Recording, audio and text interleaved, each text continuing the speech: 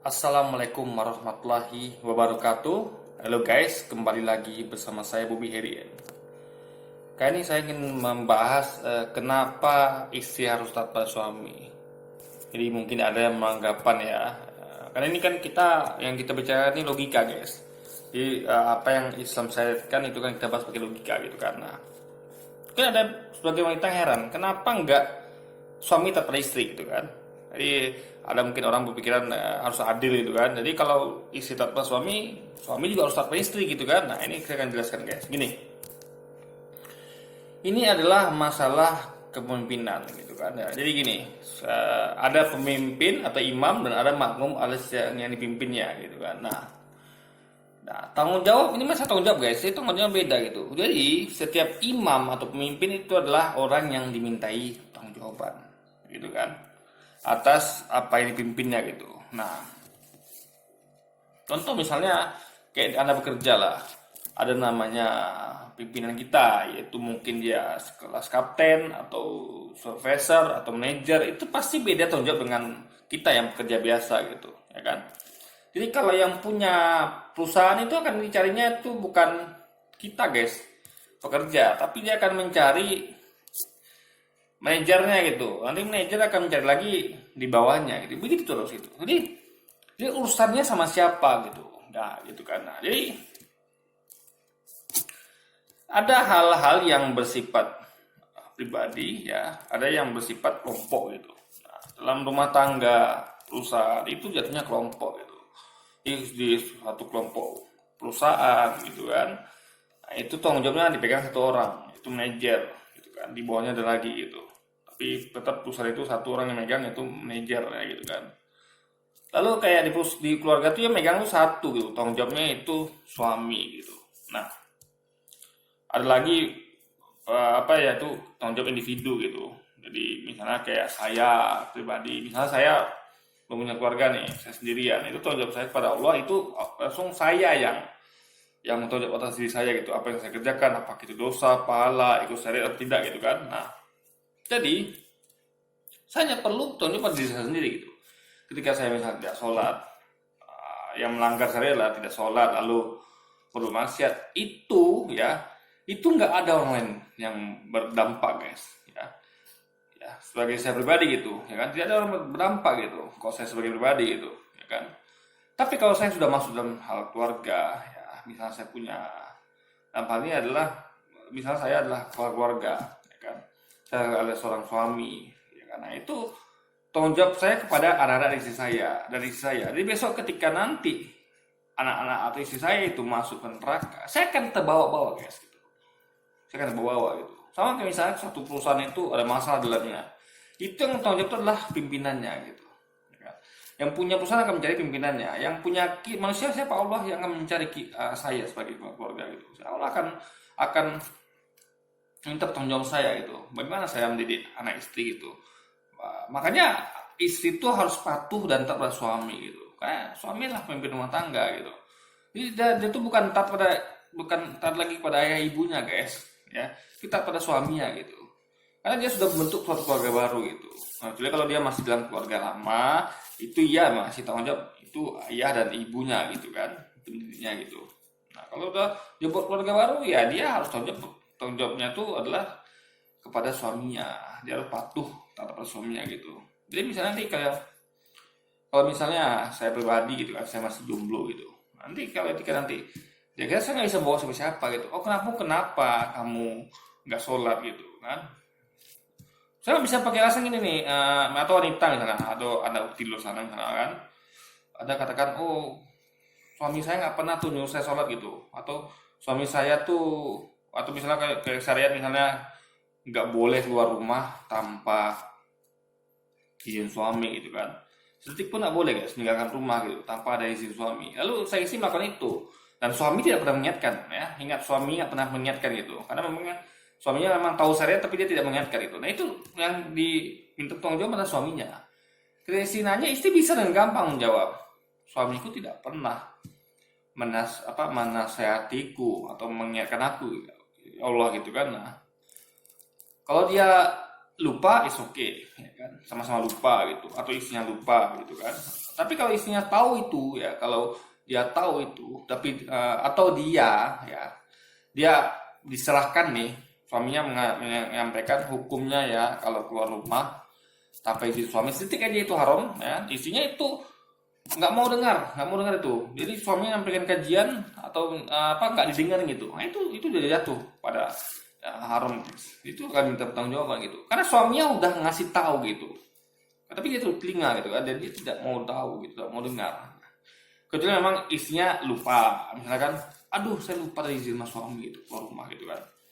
Nah, dia tahu ada dalil itu, tapi dia lupa gitu, itu nggak masalah. Tapi kalau dia sengaja, ya bukan hanya dia membangkang ketika suaminya memerintahkan ya, atau dia yang selamat dia maksiat ya, atau dia misalnya dia nggak mau dengar tuh, ya kan, di skipnya itu kan. Jadi orang kan kadang-kadang ada yang malas dengan syariat itu, apa sih ini kayaknya menguntungkan apa, kenapa sih kayaknya ini menguntungkan suami, bagi dia tuh yang dia tidak suka, atau dia tuh bagi dia merugikan dirinya, itu dia tolak gitu kan. Itu bahaya, itu berarti anda udah jatuh kepada iman yang kurang itu ya, iman anda bisa dikatakan kurang. Kenapa? Karena berarti tidak percaya gitu kan, padahal itu semua datang dari Allah gitu.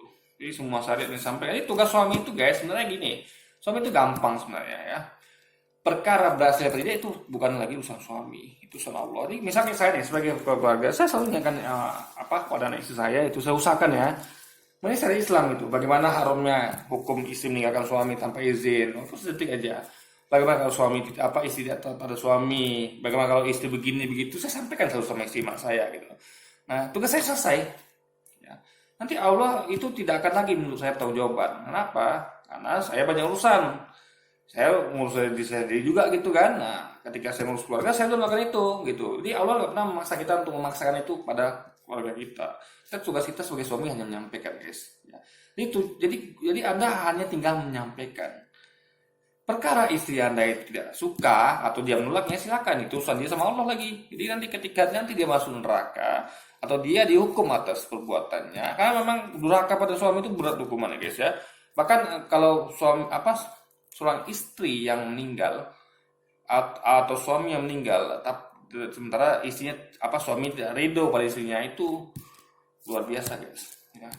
Suami, tapi ini kalau suami meninggal duluan ya, karena memang kalau suami kalau istri meninggal tuh redo biasanya kan, tapi bayangkan apabila suami Anda meninggal dan dia dalam keadaan meninggal tuh dia tidak sempat ridho pada Anda, itu haram mencium bau surga guys. Jadi luar biasa memang ketang pada suami ini, luar biasa guys. Kan suami itu tanggung jawab di pundak dia gitu kan. Sama kayak perusahaan ya, yang punya perusahaan tuh ketika bangkrut itu dicarinya tuh bukan karyawannya gitu. Dia akan mencari pimpinannya. Kenapa Anda tidak bisa mengelola perusahaan ini gitu? Ya kan? Nah, jadi dia, walaupun yang salah mungkin pekerjaannya gitu, ya kan?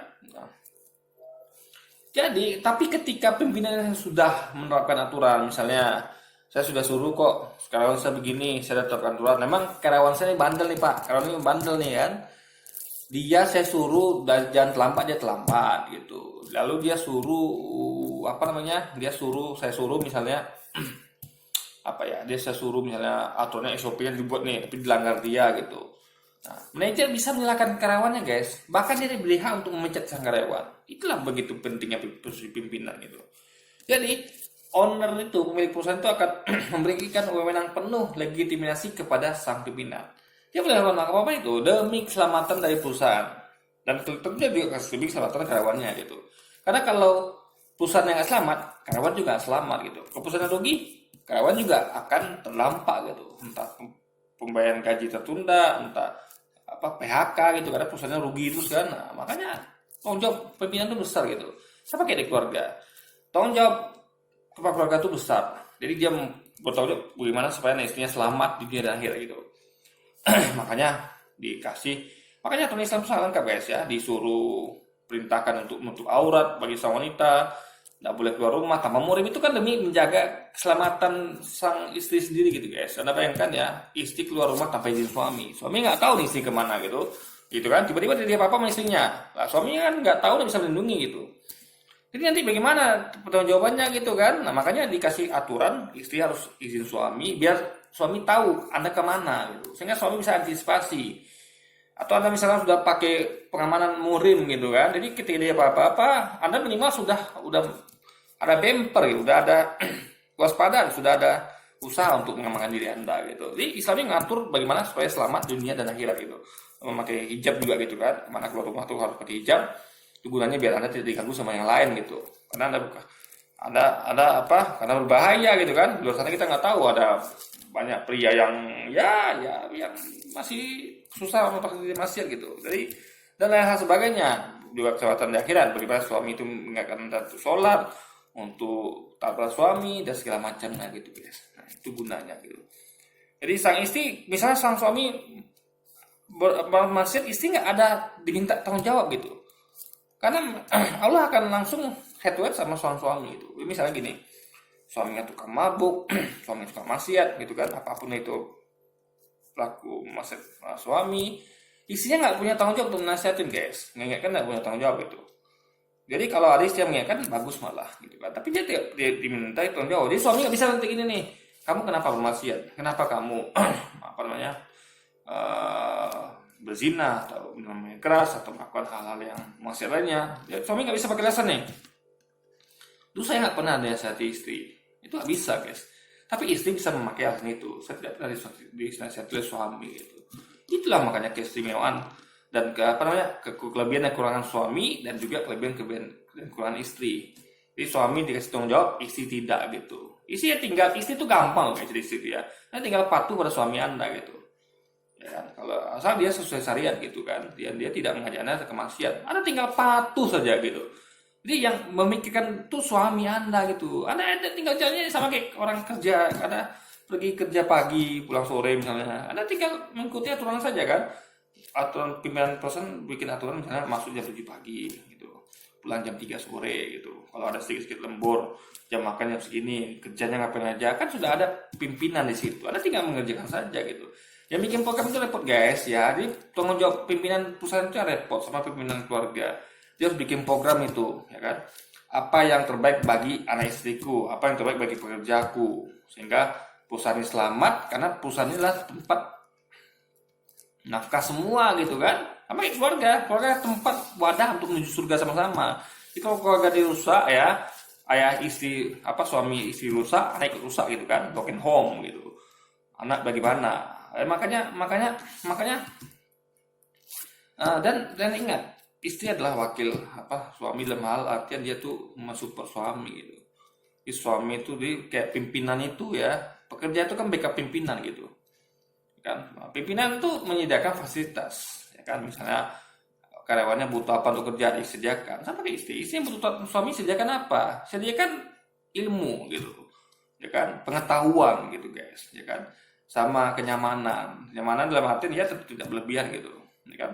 Karena suami juga pernah kan mengancam untuk menceraikan istrinya semuanya atau berapa 11 itu, karena istrinya meminta dunia, yaitu meminta kenaikan nafkah guys. Itu Nabi langsung menghukum istrinya selama sebulan gitu.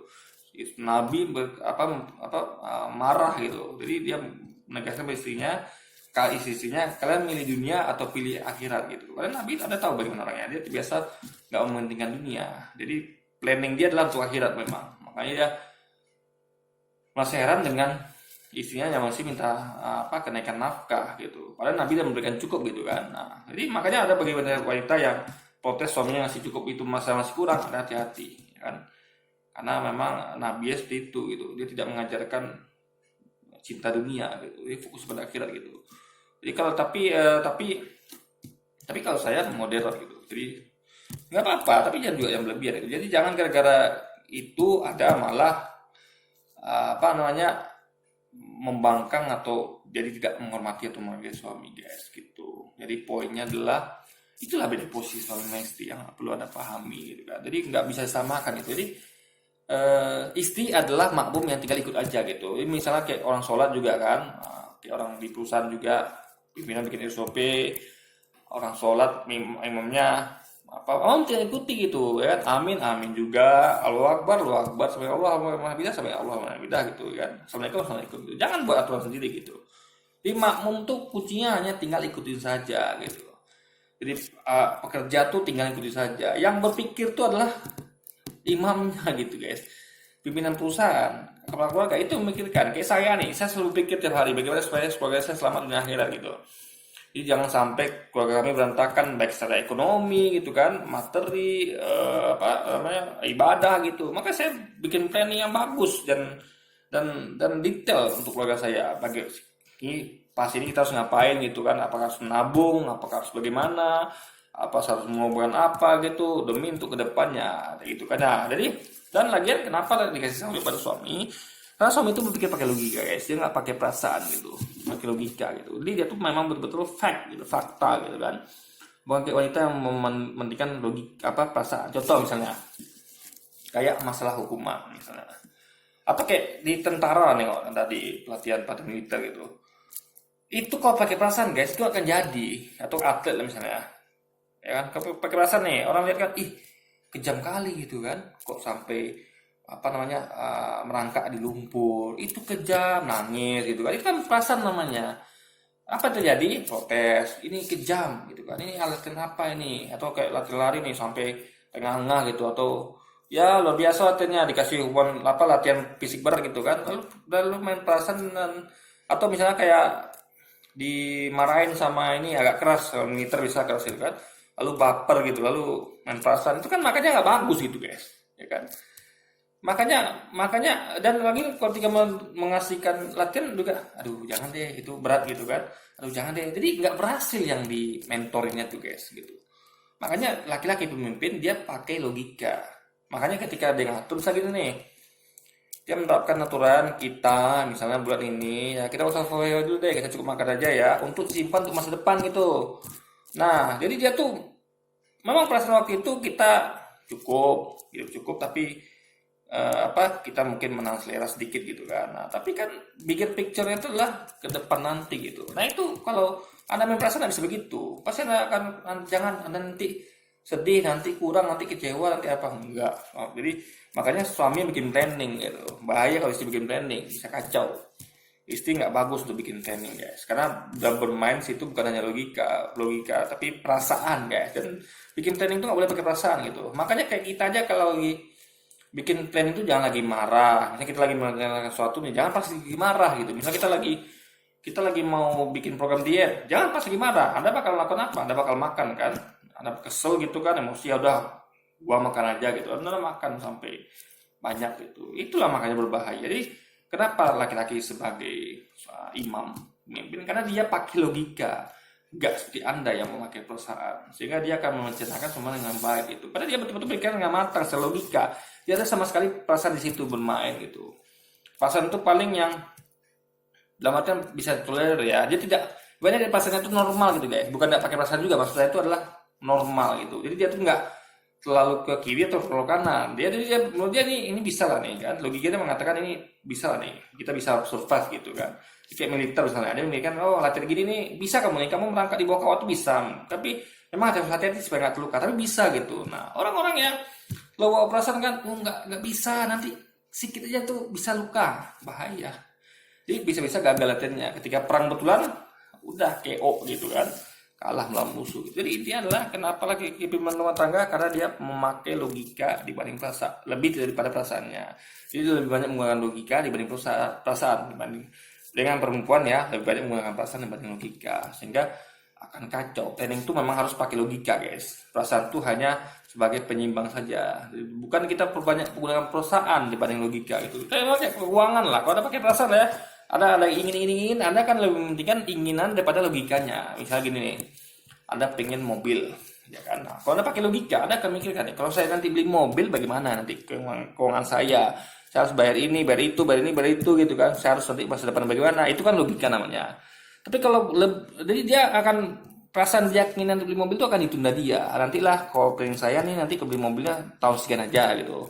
Karena saya udah punya ini, saya udah menjalankan ini dan begini-begini gitu kan. Nah, tapi kalau Anda pakai perasaan ya, Anda akan yang penting keinginan tercapai dulu gitu. Lalu Anda beli mobil dulu, ntar Anda baru memikirkan nanti setelah beli mobil baru Anda memikirkan lainnya gitu. Dia Anda memenuhi dulu keinginan Anda, pas Anda baru logika Anda jalan. Itu salah caranya guys. Jadi makanya kenapa suami pimpinan rumah tangga, kenapa istri harus taat pada suami, poinnya ya. Jangan coba balik-balikan ini. Islam udah ngatur dengan sempurna nih bagaimana posisi suami dan istri. Jangan dibalik-balikan atau disamaratakan. Berbeda. Suami adalah imam, sama kayak pemimpin perusahaan, sama kayak pemimpin, kayak presiden deh atau gubernur. Harus patuh sama dia gitu kan. Asal dia kebijakannya tidak bertentangan dengan syariat dan memang demi kebaikan bersama gitu.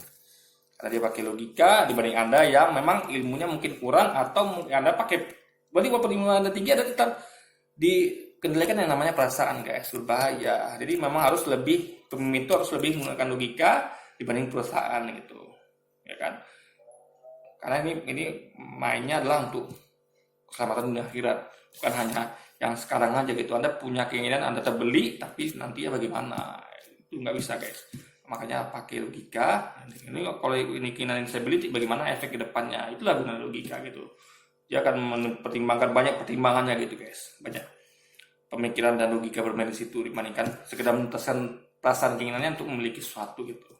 Oke, jadi mungkin sekian dulu video saya kali ini. Sampai jumpa lagi di video-video selanjutnya. Assalamualaikum warahmatullahi wabarakatuh.